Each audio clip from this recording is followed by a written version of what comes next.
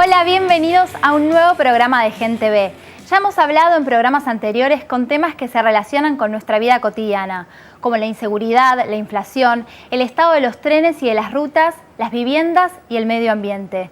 En todos estos temas vemos que la gente no permanece indiferente, sino que se manifiesta y se moviliza. Familiares, víctimas, consumidores, todos buscan una mayor presencia del Estado para que se garanticen sus derechos. Todos reclaman justicia. Justicia para la distribución de la riqueza, para que nuestros derechos sean respetados. Es por eso que vamos a hablar con algunos protagonistas para ver hacia dónde van las demandas sociales que hacen foco en la justicia.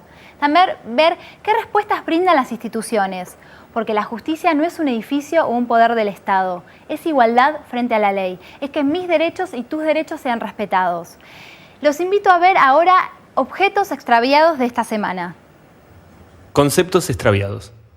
Un grupo numeroso de funcionarios nacionales ha extraviado el concepto de justicia en los pasillos de la Casa Rosada y ministerios.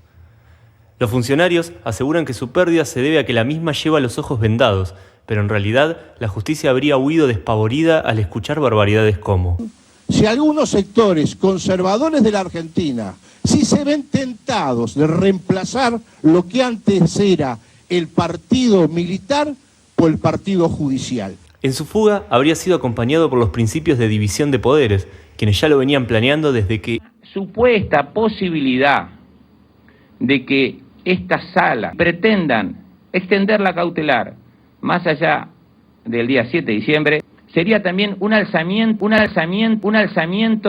sobre el claro pronunciamiento de la Corte. Y el de igualdad ante la ley, quien habría tomado idéntica decisión al ser aprobado el per saltum por el Congreso de la Nación. De cruzarlos, se recomienda tener una rápida respuesta a la siguiente pregunta. ¿Pero quiénes son los extraviados? ¿Nosotros o los gobernantes? Se ruega a todas las personas que puedan aportar datos no ponerlos en manos de dichos funcionarios, porque serán tratados de golpistas y desestabilizadores, o en el peor de los casos, condenados a pasar un fin de semana aislados en un cuarto con Carlos Kunkel y Diana Conti. Y vamos a ver ahí de qué te disfrazás. Dicen que la justicia es ciega, pero parece que a algunos les conviene que mire para otro lado. Estuvimos con Margarita Stolbizer, diputada nacional y principal referente del GEN. Ella nos cuenta cómo ve hoy la justicia en nuestro país. ¿Cómo ves la justicia hoy en nuestro país? Estoy muy preocupada por la situación de la justicia. Primero porque nosotros tenemos un alto concepto de lo que debe ser el funcionamiento de la justicia. La justicia es siempre el ámbito último de instancia de tutela de los derechos de las personas, ¿no? Por eso es que muchas veces decimos también, ahí lo que se necesita es una rápida respuesta frente a los reclamos y las demandas de las personas, porque la justicia lenta no es justicia. Por otro lado, la justicia es también la garantía del funcionamiento de las instituciones. La justicia es la que controla que los demás poderes del Estado también funcionen. La garantía final del test de constitucionalidad de una norma lo tiene la justicia. Entonces, imagínate que esto le da un valor enorme en el funcionamiento de todo el sistema institucional, constitucional, el Estado de Derecho. Y también la justicia es la garantía que los ciudadanos tienen para que no haya impunidad de los crímenes, sobre todo. Esto tiene que ver no solo con el delito común, sino que hoy fundamentalmente necesitamos una justicia involucrada para evitar o reprimir, castigar severamente la corrupción. Esto tiene que ver con la vigencia de los derechos de las personas, con las instituciones, pero fundamentalmente con que los criminales no queden impunes. ¿Crees que el caso Vudú es un ejemplo desde cómo el gobierno garantiza impunidad? Sin duda, porque además hay que mirar también hoy el funcionamiento de la justicia frente a un gobierno decidido a meterse sobre la justicia. Hoy este gobierno está poniendo en riesgo la independencia que debe tener la justicia, la división de los poderes. La injerencia del gobierno se ve sobre todo en estos días cuando hay tanta manipulación de jueces en la designación y la remoción de los jueces. Ahí es donde no hay independencia. Se han metido en el Consejo de la Magistratura. No nos olvidemos la reforma de la ley del Consejo de la Magistratura para darle esta carta en la manga al gobierno de tener más cantidad de representantes y con eso poder incidir en la remoción y la designación de los jueces.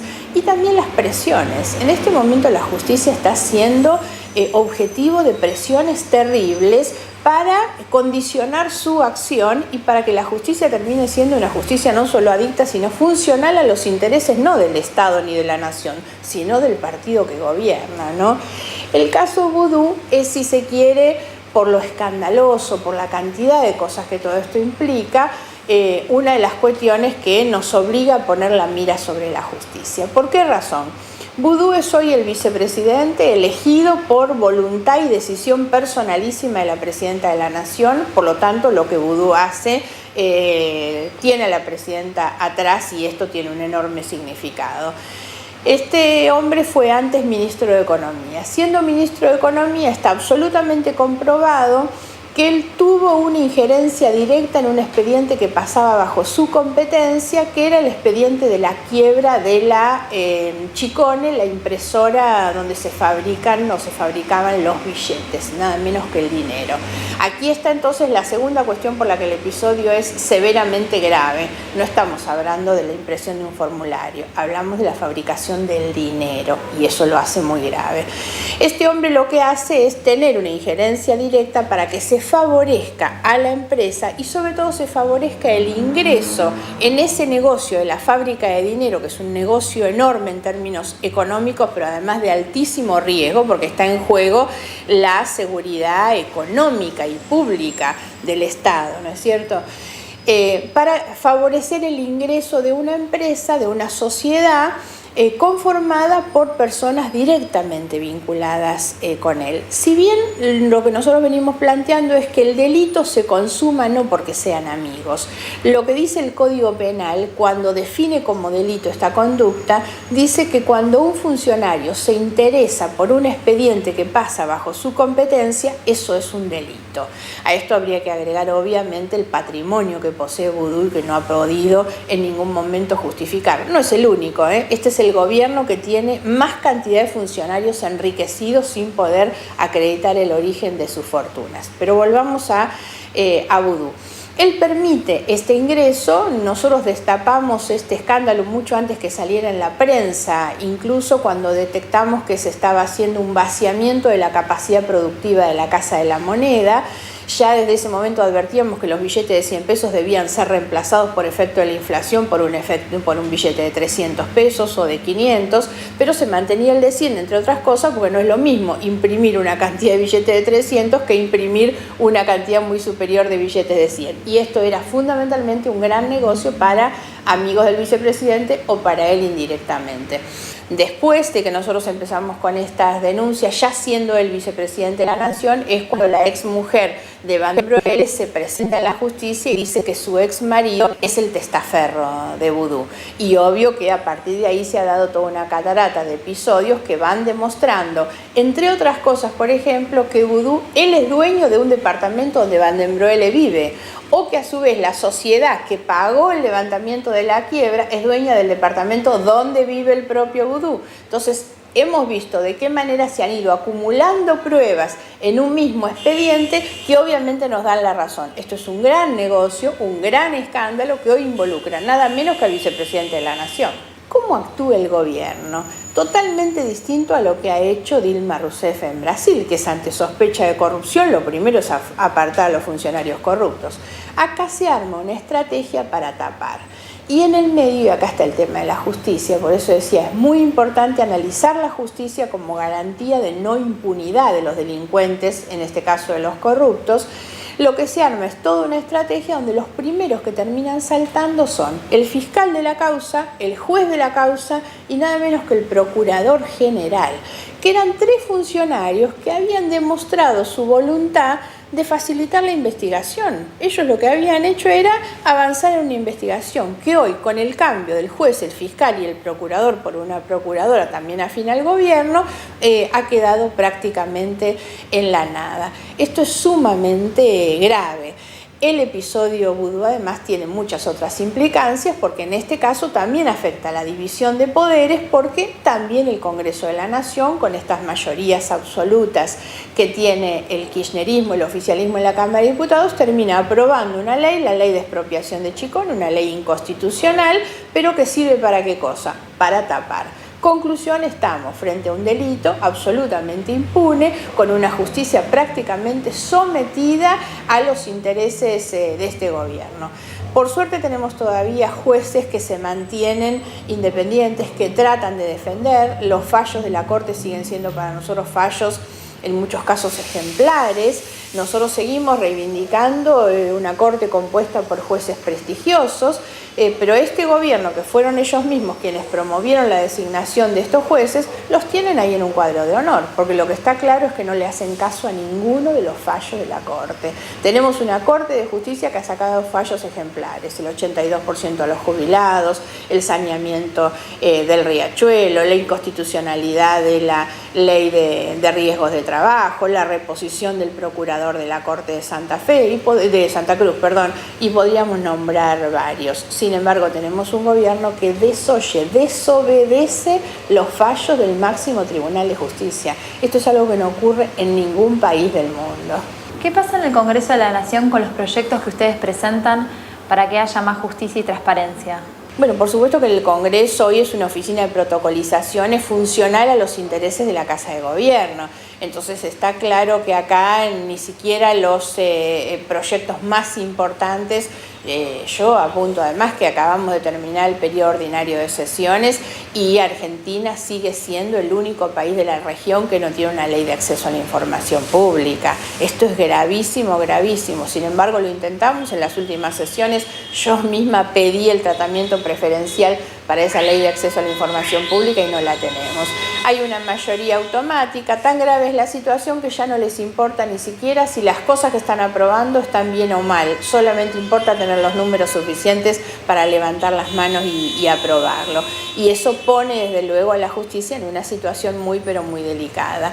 Ahora, cuando uno se pregunta qué cosa es lo que uno puede hacer frente a esto, y a veces la gente me para en la calle y dice, bueno, ¿pero qué es lo que están haciendo? Yo siempre le digo a todos, creo que lo importante es que cada ciudadano sepa que él es el que tiene el poder de cambiar las cosas con su voto. Nosotros podemos ofrecer la mejor alternativa política, pero quien tiene que tener la decisión de cambiar y volver a ser un país en el que se respeta la Constitución, la ley y la justicia es un poder independiente para garantizar los derechos de las personas, es el ciudadano en el momento que vota.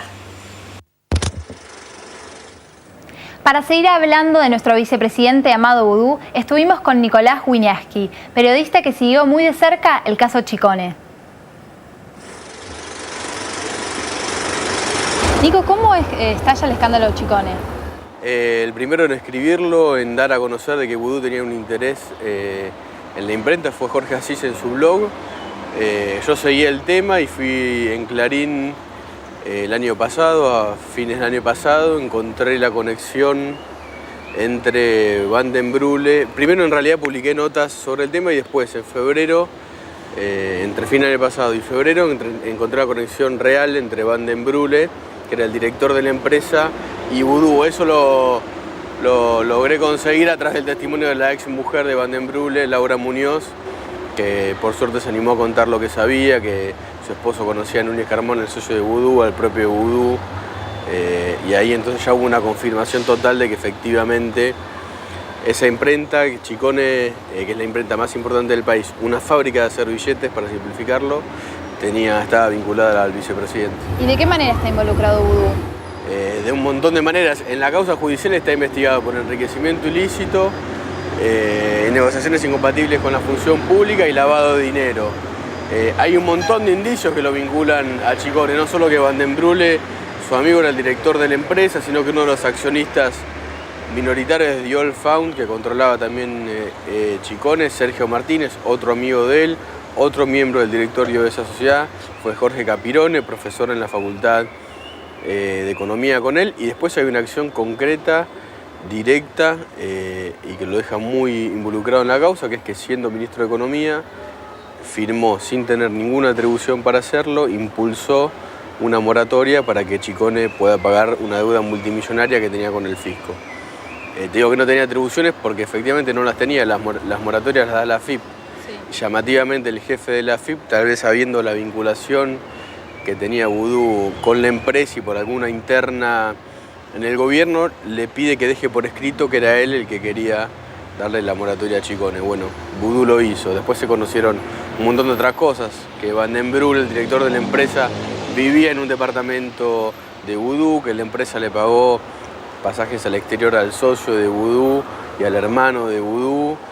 La verdad, todas cosas que lo dejan muy pegado con esta empresa. Y después, otras evidencias, todos los negocios que hizo Chicone, desde que la gente de Vudú llegó a la compañía, fueron gracias al Estado. Primero imprimieron las boletas electorales del Frente para la Victoria, de Cristina y de Vudú, y después imprimieron billetes a través de la Casa de la Moneda, justamente. La titular de la Casa de la Moneda se llama Katia Daura y es una funcionaria de Vudú. O sea, Vudú benefició a la empresa dándole una moratoria y después le dio trabajo a través de la Casa de Moneda. ¿Y por qué decidieron expropiarla? Yo creo que era tal el desastre administrativo que había ahí adentro y la plata que estaban poniendo, alguien estaba poniendo $1 millón por mes para mantener la empresa. La empresa además estaba haciendo mal su trabajo, imprimía mal los billetes, que además de todo, de los grandes líos que hicieron para rescatarla, después se dieron cuenta que las máquinas no funcionaban bien. Me parece que el gobierno decidió expropiarla para tapar por lo menos uno de los focos de conflicto, de que ya no siga saliendo información incluso judicial ahí, y tal vez, nunca se sabe, es una hipótesis judicial para ordenar los papeles internos que había ahí para borrar alguna evidencia. ¿Qué pasó con la conferencia de prensa que dio Vudú en el Senado? Con las denuncias que hizo, que después de eso se sacó al fiscal, al procurador. Sí, ellos fueron unos ataques más importantes, me parece, del Poder Ejecutivo en estos años de la democracia, del Poder Judicial. Vudú hizo denuncias, como vos decías, contra el fiscal, contra el juez, contra un directivo de la bolsa, Delmo Gavi, que dice que le pidió alguna coima para favorecer a la empresa Volt, que también tuvo un interés en Chicone, y también con el procurador Righi, lo denunció como que el estudio de Righi le había sugerido que lo contrate para hacerle un lobby judicial. No pasó nada con todo lo que hizo. El vicepresidente hizo denuncias gravísimas contra el jefe de los fiscales, contra un juez, contra un fiscal y contra directivos de la bolsa, y te digo, no pasó nada en el sentido judicial. Lo que denunció contra Righi fue desestimado, lo que denunció contra Gavi fue desestimado, pero el objetivo que tenía Vudú, que era político, lo consiguió porque con su embestida feroz terminó sacando al fiscal, el primer fiscal del caso Chicone, Rívolo. El juez Rafecas también se fue por algún manejo poco claro que estaba haciendo sobre la causa, así que la causa Chicone en 9 meses, porque empezó en febrero, estamos en noviembre, en 10, se llevó puesto a un fiscal, al jefe de los fiscales, a un juez. ¿Y ahora cómo está? La causa avanza, no avanza con la fuerza con la que avanzaba antes cuando estaba Rívolo, sumó la parte de enriquecimiento ilícito, pero la causa sigue su curso, ¿sí? De a poco se va juntando más evidencia.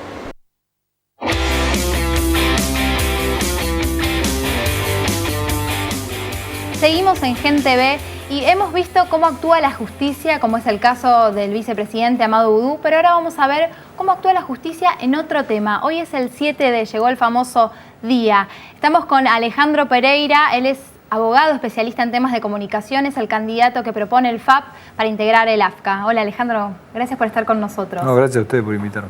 Llegó el 7D, ¿y qué pasó? Nada. ¿Cómo que nada? No pasó nada. En definitiva es el intento del gobierno de construir una forma de definición de sus alcances de la norma, de cómo aplicarla, etcétera, que por la voracidad de la forma que pretende aplicarla, te encontrás que tiene una obsesión sobre 1 o 2 artículos, el resto de los artículos, si los aplica o no los aplica, da lo mismo.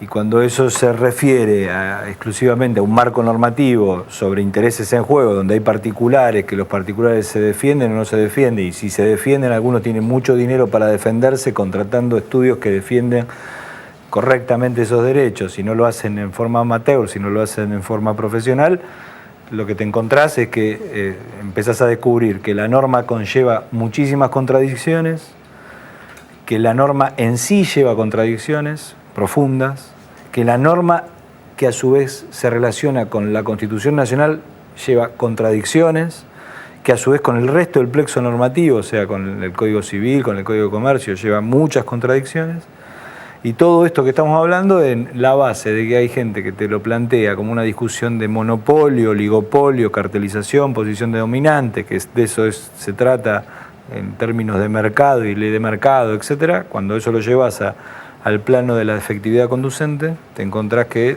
es muy difícil aplicarla, casi imposible en algunas situaciones, si no tenés voluntad de empezar a interpretar y arreglar seriamente lo que tenés que hacer. El Estado eso no lo hace espasmódicamente, o sea, es como la actitud que a veces se toma en alguna parte de la dirigencia cuando hay un hecho de violencia los domingos en el fútbol, el lunes siguiente te encontrás que modifican el Código Penal. Y con la ley de medios pasa lo mismo, o sea, depende de lo que digan o hagan las generadoras de opinión más importantes que la reacción del gobierno al otro día. Entonces, si te encontrás hoy, después de 3 años, que si yo te hago una referencia de... La gente cree que, por ejemplo, hay una sola acción judicial. Claro, y esto se aplica a ¿cuántos grupos? No, se le aplica a todos los medios de la Argentina, pero, por ejemplo, no existe una sola acción judicial. Existe una acción judicial que está en Jujuy, hay otra acción en Tucumán, hubo hasta julio del año pasado la DLB3 de Córdoba, que planteaba lo mismo. El grupo Vila Manzano hace referencia a 2 acciones, una de Estornel de San Juan que se le cayó y otra acción judicial del año 2001 en el juzgado 20, Secretaría 40 de Comercial de Capital. O sea, si vos empezás a mirar, no es uno, son muchos. Pero a su vez hay uno que tiene más relevancia porque el gobierno lo focaliza continuamente sobre ese, porque lo eligió como enemigo o porque cree que eso está así. Entonces, cuando vos empezás a aplicar la norma, te encontrás con problemas graves. Digo, qué sé yo. Regularizar el espectro radioeléctrico de una ciudad como Chacabuco, por poner, o como, qué sé yo, no sé, Sierras Vallas, sí. No tiene que tener conflicto en términos de las licencias para otorgar a frecuencias moduladas, por ejemplo. Ahora, si vos lo querés resolver ese conflicto por la multiplicidad de que gente pretende ser titular de licencias en el AMBA o en Capital Federal o en Córdoba o en el Gran Rosario, ahí el Estado tiene que tomar una actitud proactiva para empezar a resolverlo. Ahora, en el resto del país lo tendría que resolver y no lo hizo ya en 3 años.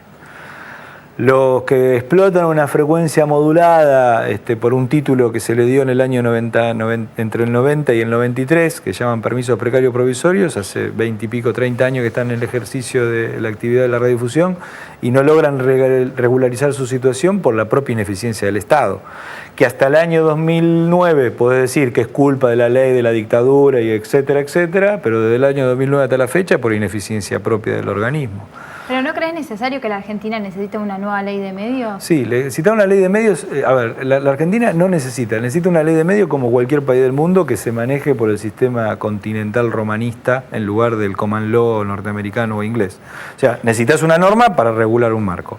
Ahora, dentro de esa norma, por ejemplo, yo te llevo a situaciones concretas, digamos, a ver, un cable que solamente atiende la localidad de Tandil, o a ver, un caso, Villa Carlos Paz, por poner un ejemplo, donde vos tenés un incumbente principal que es Cablevisión, uno potencial nuevo operador, DirecTV y 2 empresas más, que operan sobre Villa Carlos Paz. O sea, un porteño, ¿qué tiene que hacer en Córdoba y en especial en Villa Carlos Paz para tomar decisiones sobre la licencia?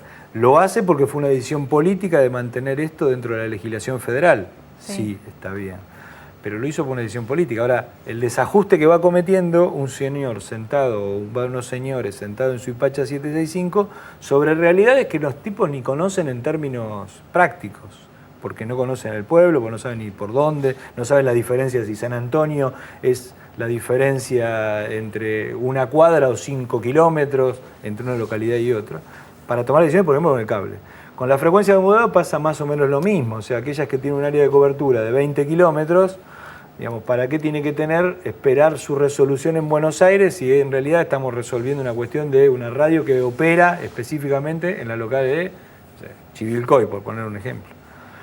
Con las AM tenés más problemas porque el área de cobertura estás hablando de entre 300, 400 kilómetros. Entonces ahí empezás a preguntarte por qué la Argentina mantiene el mismo criterio técnico desde el año 50, donde tenés que tener 4 isocanales, o sea, la gente lo puede mirar fácil, o sea, agarra Radio Colonia, que es 550, La primer legal después de 550 es la 590, la segunda 630. O sea, es Continental, es Rivadavia, y así cada 4 megaciclos se van poniendo una radio licenciataria. La Argentina, por cuestiones técnicas, podría elegir un mecanismo que en lugar de hacerlo cada 4, significa que lo puede hacer cada 2 megaciclos. Eso significa duplicar el espectro radioeléctrico y empezar a resolver las cuestiones de las licencias de los que no tienen. Radio Argentina o las que tenían algún tipo de dificultad para obtener la licencia. Y en televisión, ni hablar.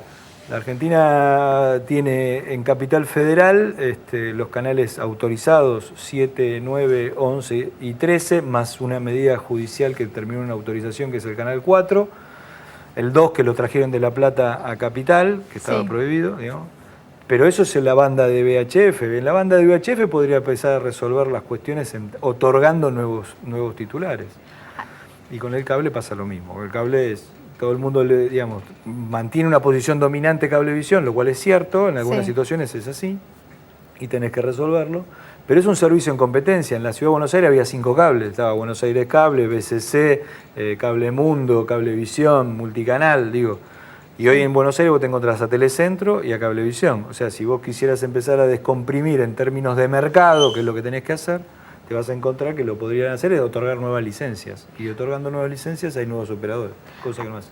Alejandro, para ir redondeando, ¿cómo sigue esta pelea del Grupo Clarín y el gobierno? Porque se extendió la medida cautelar, el gobierno apeló al fallo. ¿Cómo sigue? A ver, si me dejo llevar por lo que escuché anoche en un programa del presidente del AFCA, lo que pretende es suspender la obligación de ajustarse a la ley, digamos, del 161 para todo el sistema de radiodifusión argentino, que vencía, en realidad él decía hoy a las 24 horas, pero era el lunes a la mañana, ¿no? Pero bueno, salteando eso, lo que está manifestando es que no, que van a mantener ese criterio de reconocerla en definitiva, que es lo que más cómico de todo esto, es entre la guerra de los Rossi que vamos viviendo todos los que estamos afuera de esa discusión, le reconoce uno al otro que en realidad es la acción que, digamos, la medida judicial que se dictó, que critica, la reconoce y la eleva el propio gobierno al reconocerle la acción de clase al Grupo Clarín, diciendo que lo que el Grupo Clarín resolvió por su petición a través de la orden judicial beneficie a todos los grupos de la Argentina, para que ellos no tengan la obligación de presentar los procesos de adecuación que debieron haberlo presentado el 28 de diciembre del 2011 y que no lo hicieron.